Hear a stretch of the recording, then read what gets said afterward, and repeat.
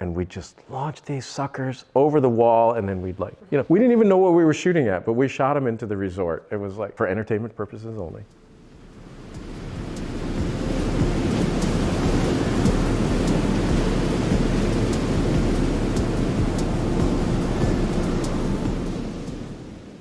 This is Michael Joy, Absolute Joy, embarrassing long short stories about me growing up in Arizona. My dad had this option to either go to Vietnam or work on the Indian reservations in Arizona. To my life credit of me surviving, he took a job on the reservation. He was a pediatrician. So we grew up in Arizona in a time when it wasn't really that developed. Even by the time I was getting into high school, it was just sort of, Arizona was growing. But before then, everybody still had orange trees in their yard. There were still olive trees. It was kind of agricultural. Cotton fields were still there. All these things that didn't make sense that were in the desert were there. First house I remember was on Monterey Way. I can't remember the address, but I think it was a particularly small house on the street of other particularly small houses. Moms were desperate to find something for the kids to do. And in my instance, my mom, there was a hotel. She got us signed up, and you could buy memberships to the hotels so you could swim in their pools. And so you'd often see a lot of kids in the summers because tourists were not there in the summer. So it was actually locals. So we had fun with that. Before that, and on the days that we couldn't go swimming, I remember we would try to think of water-related things to do. I remember we would semi-clean out the big trash cans.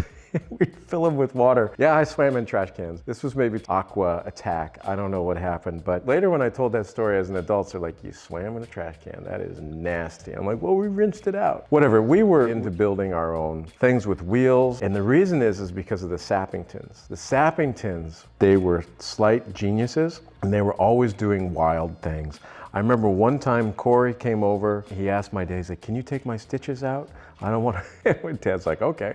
So the Sappingtons, I honestly don't know where their parents were, but if we went over to their house, crazy shit was happening. This was the house that the kids were jumping off of the roof into the pool, but the pool was green. Nobody could care for the pool. They were jumping into it. And I think that we got persuaded as young kids to do some things that probably weren't sensible. Scott was the weapons expert. He was the one that either invented the water balloon launcher and the tennis ball cannon, probably something else. I remember he built, in those days, soda cans were steel, and they would cut both ends, and then they would tape them together into this long cannon, and then there was some device at this end where you put in lighter fluid, and then you would shake it, and then you put a tennis ball in here, and then you'd light it, and it would go poof, and it would shoot this flaming tennis ball down the block. Now, anything flaming in the desert is probably not a good idea, 4th of July included. That was just one of his devices, and he seemed particularly proud of the things that he could engineer. Another one that he had was water balloon rockets. Now, those are common these days, but before then they weren't. It was basically surgical tubing. He would have 20 feet of tubing on one side and 20 feet on the other side, and then like a plastic cup in the middle. It was basically a huge slingshot. But this slingshot, you had two people hold the tubing over their shoulders,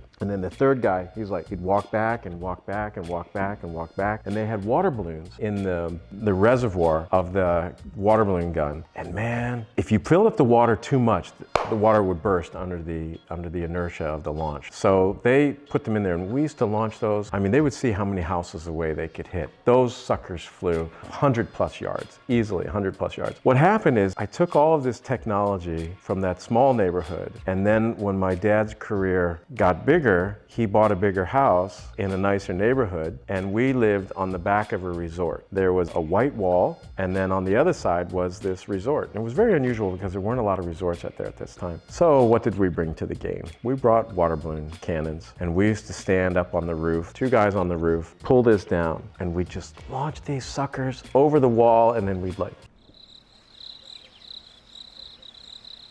we didn't even know what we were shooting at, but we shot them into the resort. It was like for entertainment purposes only. And I'm like, oh my God, we could have really done some damage because those balloons were freaking sailing. Now, that poor hotel, I'm not even gonna say which one it is, also suffered my criminal, this was because of Gage Underhill. Gage, this is your fault that we stole. I blame you. You were 10 days older than me. We would go, and we were hungry for sodas. And so we'd hop the fence and go over to the resort. The hotel was this big open compound, and they had vending machines all over. So we were little skinny kids, and we used to jam our arms up the machines and grab the sodas, and we'd pull them down. It was before they had safety devices to prevent this. You just had to know not to go to the left because there was a fan. You had to go this way. And then my brother was a little smarter than us all, and he looks behind the machine and he just pushed it away from the wall, and they had like 6 packs of sodas in back of the machine stored up to reload it, and we were like, oh my God, you know. So we were terrible. On certain days, we would go inside the lobby of the hotel, and they had video games. And this was at the time when Pac-Man and Miss Pac-Man came out. We found that now you couldn't cheat those machines, right? I had to scrounge for quarters. But the thing is if you held a quarter in your hand and you scuff your feet on the hotel carpet for about 25 yards, you had enough static charge that when you walked up to the machine and you touched the quarter to the coin insert, it would fritz out the machine and it would restart at the secret purple board of Miss Pac-Man that otherwise you had to be a pro to get to. And so we would always start the game. You still had to pay for it, but we'd start the game at that level. It was great. That poor hotel suffered us even more.